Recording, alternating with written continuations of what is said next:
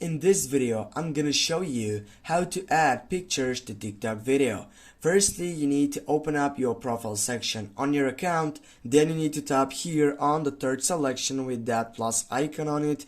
This is the create section on your TikTok site. And right after you get there, you need to go for the camera section on the first selection right over here.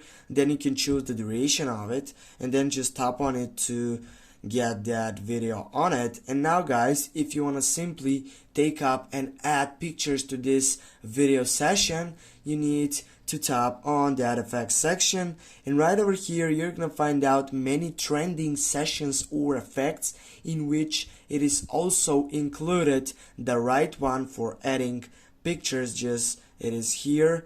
Now here as you can see, you has that button to upload on your site. I will go just this one, and now as you can see I can record on it, and then I can simply get back. I can again go there.